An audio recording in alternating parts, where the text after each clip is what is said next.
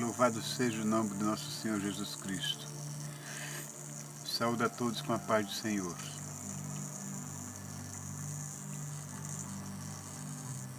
José Paulo de Barros, Paulo Coroa de Maceió.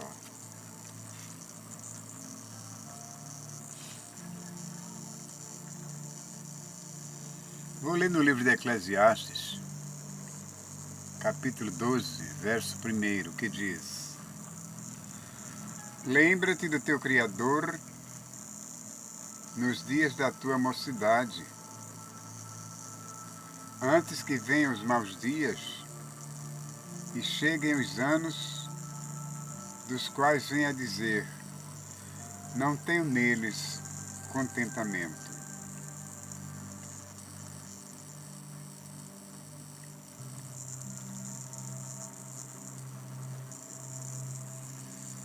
E o verso 11,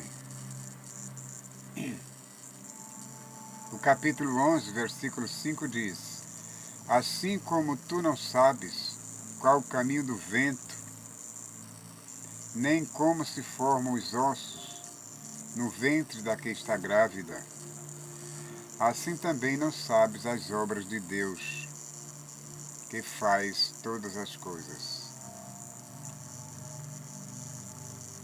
Pela manhã semeia a tua semente, e à tarde não retires a tua mão, porque tu não sabes qual prosperará, se esta, se aquela, ou se ambas igualmente serão boas. É como uma história que eu me lembro, um provérbio que diz, quem tem dois, tem um, e quem tem um, não tem nenhum. Não é verdade? Quem tem dois, tem um. E quem tem um, não tem nenhum. Porque tendo dois, você perdendo um, fica um. E você tendo somente um, perdendo aquele um, o que fica? Nada, não resta nada. Por isso que a palavra de Deus nos ensina que pela manhã semeemos a nossa semente. Pela manhã semeemos a nossa semente. E à tarde continue a semear.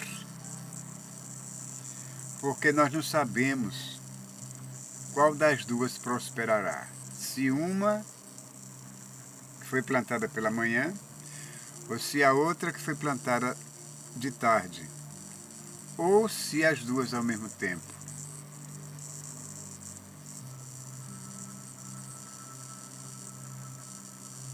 Verdadeiramente suave é a luz, e agradável é aos olhos ver o sol.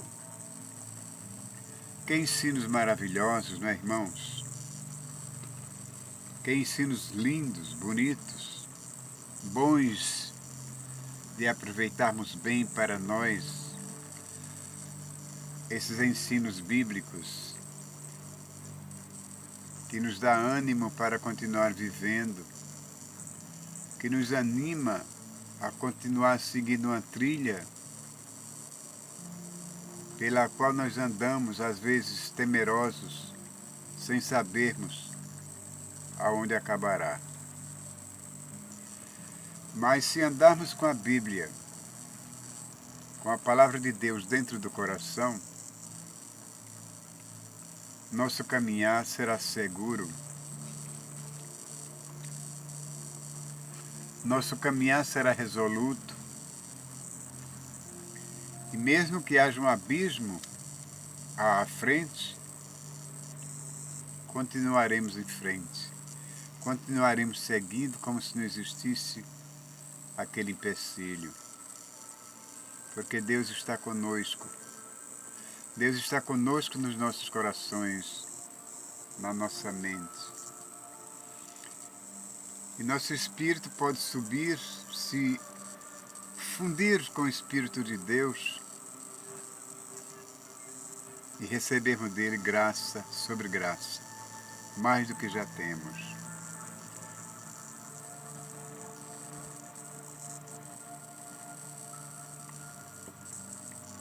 O intuito de Deus é esse, nos engrandecer, clarear nossa mente, para que somente pensamentos bons penetrem nela,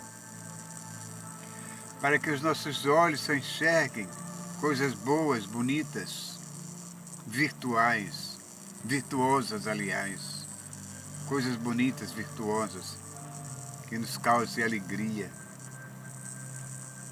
que nos dê essa confiança para estarmos firmes no dia do Senhor. Tantas coisas boas para a gente cultivar aqui na terra, tantos bons exemplos que nos dá os próprios animais, as aves nos seus ninhos. Que bom exemplo nos dá uma galinha cuidando dos seus ovos, chocando os seus ovos.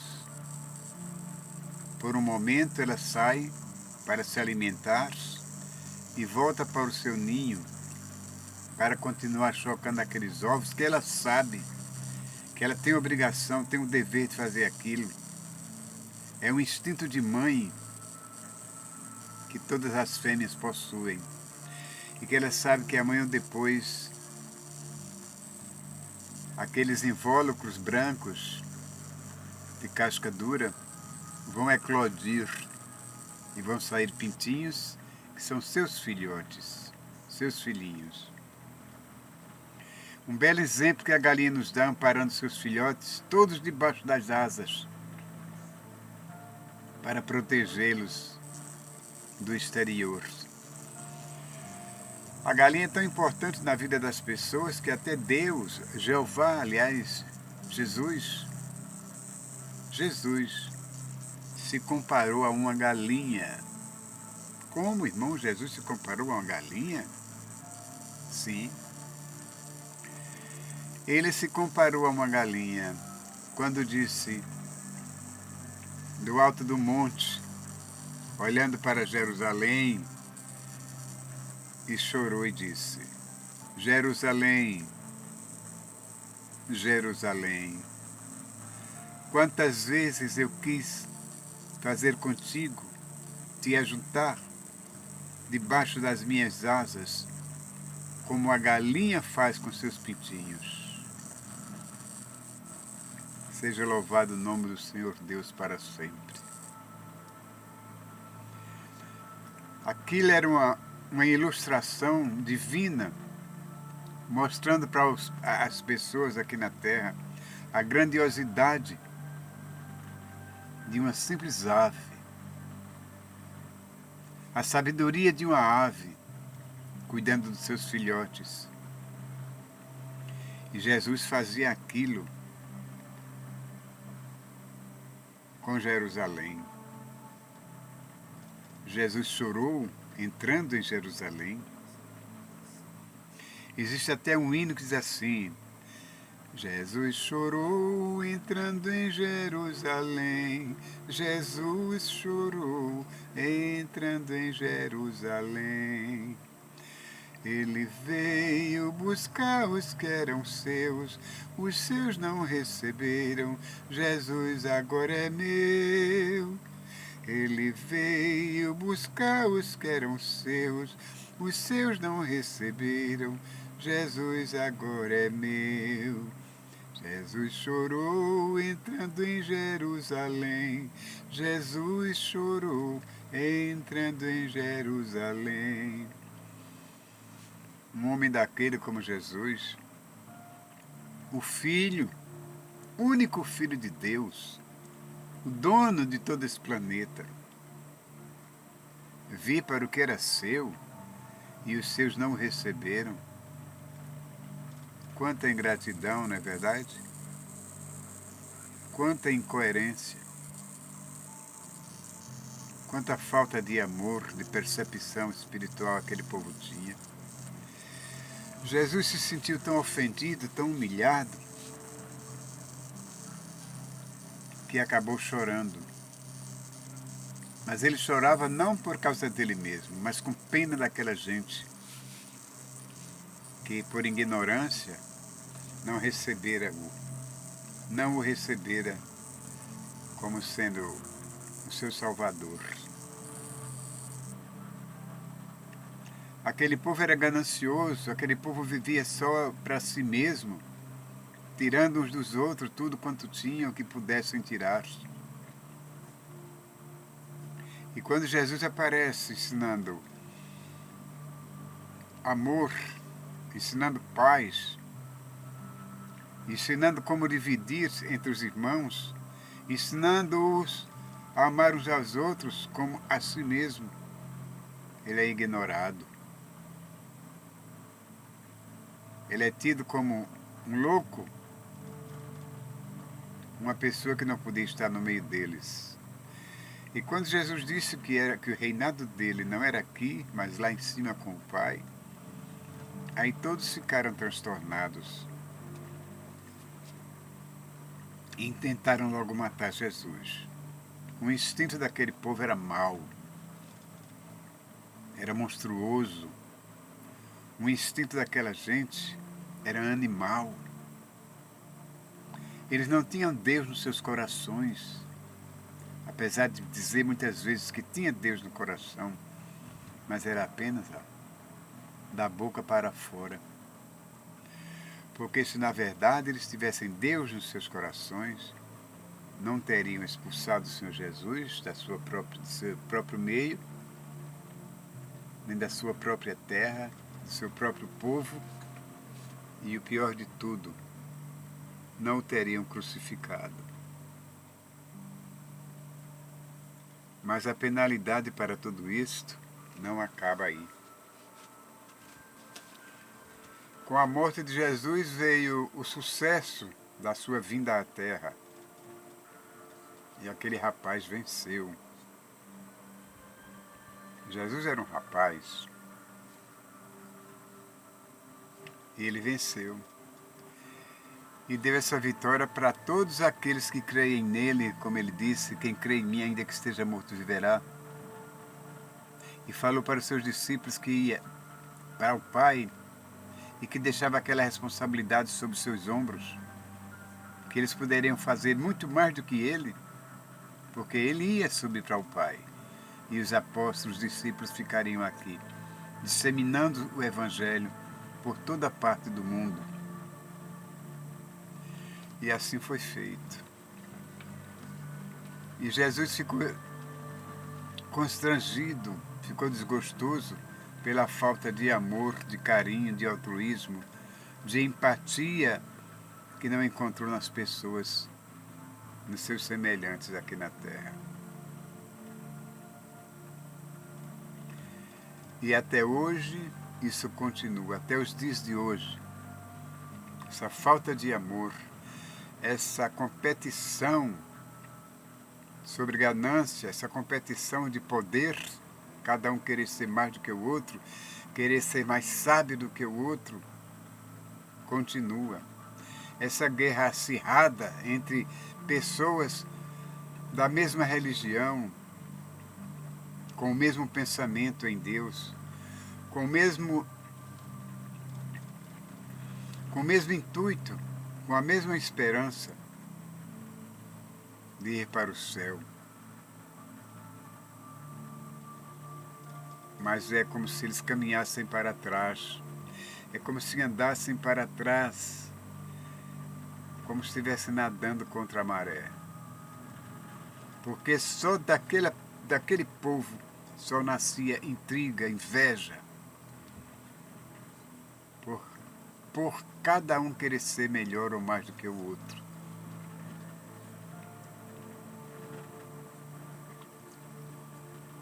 Era a luta pelo poder. É o que acontece entre muitos pastores hoje, na nossa igreja atual. Essa guerra entre eles, cada um apontando o erro do outro, cada um julgando o outro mal aos seus olhos, cada um dizendo que o outro é um falso pastor, cada um dizendo que aquele é ladrão, cada um dizendo que faz melhor do que o outro, que só a igreja dele é bem doutrinada, que só a doutrina da igreja dele está certa. Oh, meus irmãos, quanta ilusão! Essa luta pelo poder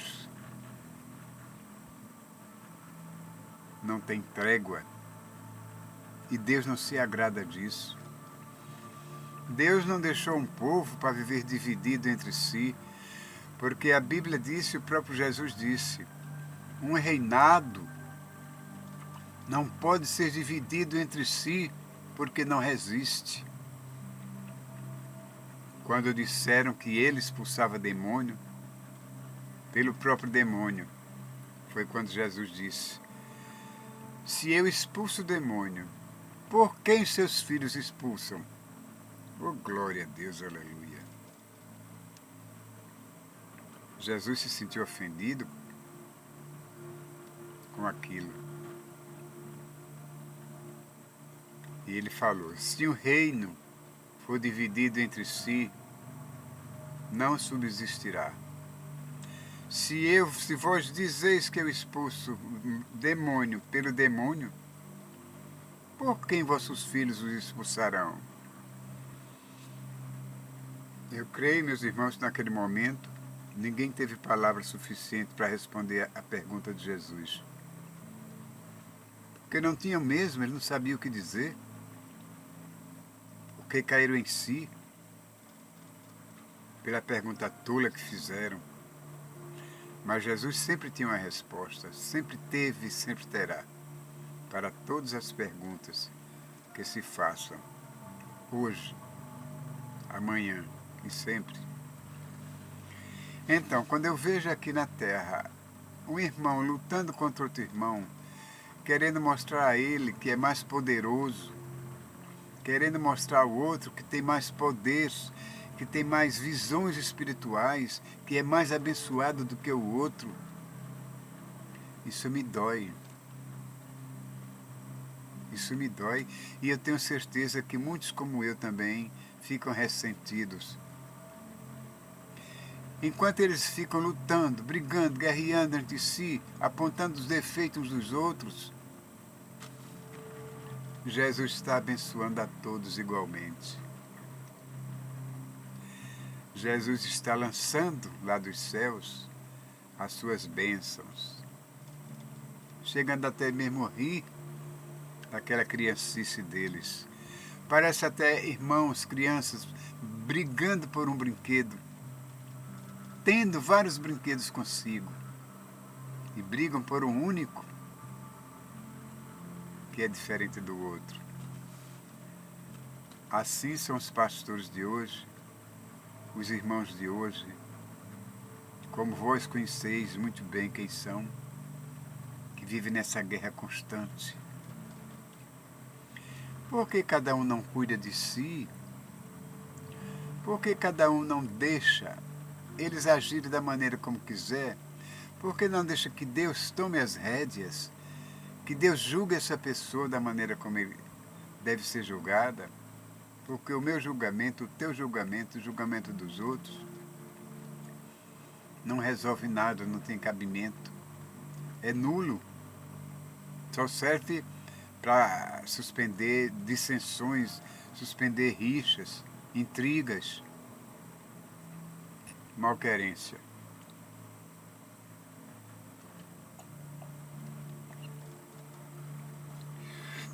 Vamos olhar para os céus, para os altos. Vamos pedir a Deus raciocínio espiritual, não carnal.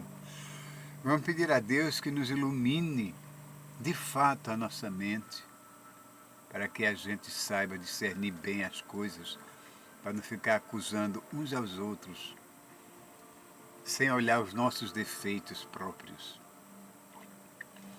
Porque é muito comum hoje em dia, as pessoas observarem, verem somente o erro do irmão, o erro do outro. Fulano não devia fazer assim, fulano está errado, fulano não está agindo direito como convém. E você está agindo assim? Está agindo corretamente? Está agindo como convém? Já se perguntou a si mesmo? Já consultou a Deus? Já que você diz que fala com Deus, que Deus fala com você? Eu acredito, irmãos, que você pode falar com Deus. Podemos falar com Deus. Agora, Deus falar com a gente é meio complicado. Ele pode até falar, mas não da maneira como vivem dizendo por aí.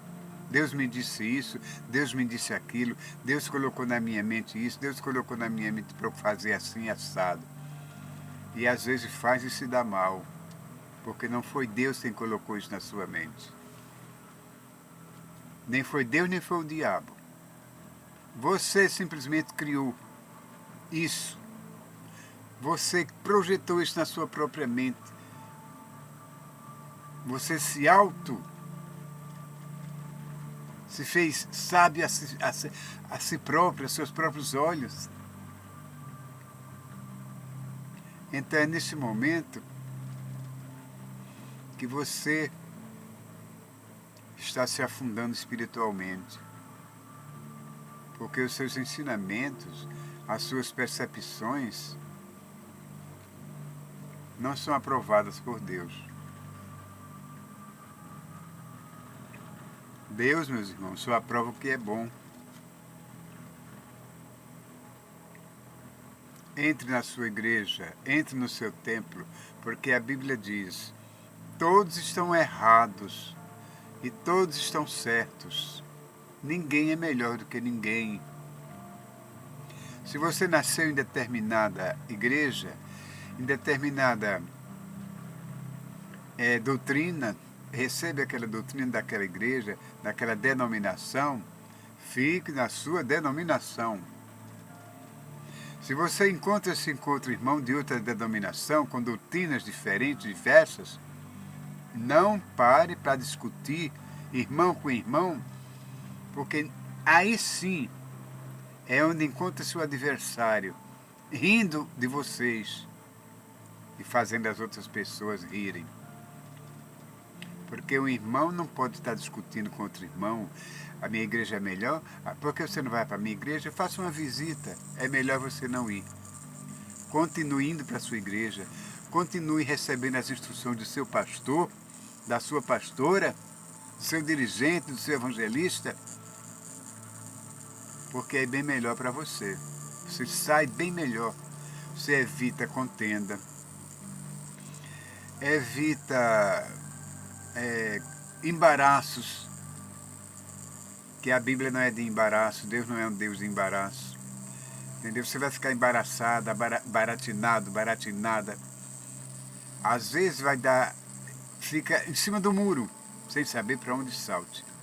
Por quê? Porque você dá ouvido a outras vozes. Você dá ouvido a outras vozes. Ouça a voz do seu pastor, ouça a voz do seu dirigente, ouça a voz do seu evangelista, ouça a voz de Deus. Somente isso que você vai bem. Não queira misturar tudo, porque a única mistura que dá certo é café com açúcar, café com leite. Essa é uma mistura maravilhosa e boa de ser ingerida. Mas digerir contendas, meu irmão, digerir contendas, aborrecimentos, só traz aborrecimento e nada mais. Distúrbio emocional, você está cheio de raiva, você se enche de ódio, de rancor do seu próprio irmão, porque ele não concordou com você. E a mesma coisa acontece com o outro. Se os dois não forem cheios do Espírito Santo, pode até haver um engalfinamento. Vocês podem até se engalfinharem. E é tudo que o demônio quer.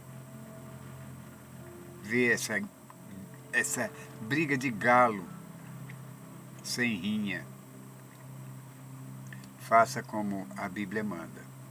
Seja santo como eu sou santo.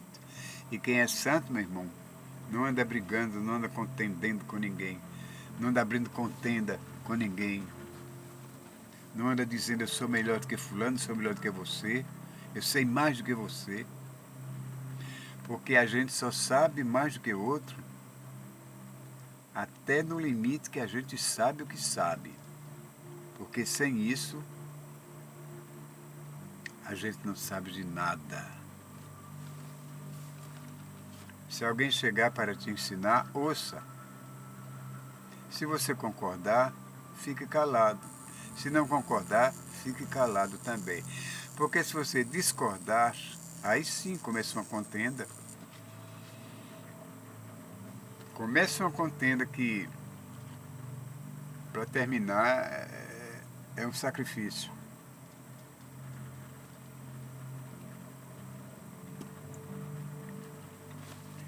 É bom a gente aprender muito de quem sabe mais, das pessoas mais experientes. E quem melhor do que Deus, do que Jesus, para nos ensinar isso?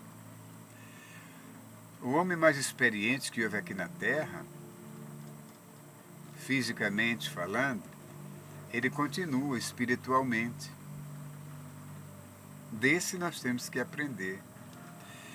Ele mesmo disse, aprendei de mim, que sou manso e humilde de coração.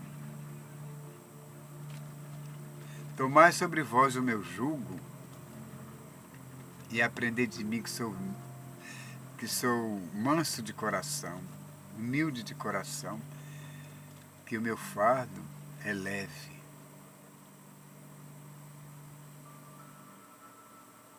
Isso quem ensinou foi Jesus. Aprendei de mim, que sou manso e humilde de coração. Tomai sobre vós o meu jugo, porque o meu jugo é suave. Meu jugo é suave e o meu fardo é leve. Oh, glória, glória e mais glória. Seja dado ao nome do Senhor Jesus por isso.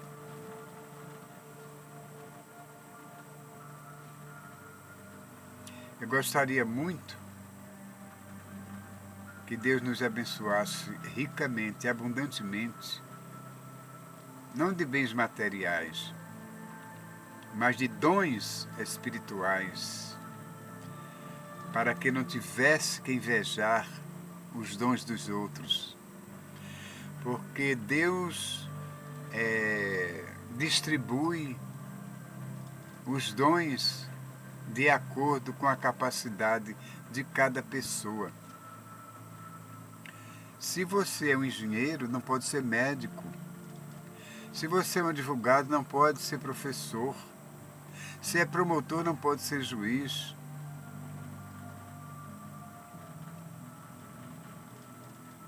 Entendeu? Se você é um crente de banco, não pode ser um pastor naquele momento. Vai aprender. Talvez um dia você chegue até onde o pastor chegou. Então, esse é um exemplo de vida que nós temos que aprender que tomar. Não devemos sair por aí ofendendo as pessoas, criticando as pessoas. Não, porque todos trabalham para um mesmo Senhor. Todos trabalhamos para um mesmo Senhor. E o salário de todos está nas mãos dele. Não importa que você tenha começado pela manhã, e outros tenham começado no meio do dia, e outros tenham começado mais tarde, e outros tenham começado ao cair da noite, e na hora do pagamento recebam o mesmo salário. O dinheiro é de Deus, os dons são de Deus, Ele dá a quem Ele quer. E você não pode reclamar nada, porque você está recebendo. E quem recebe do Senhor deve saber guardar. Guardar para a sua edificação.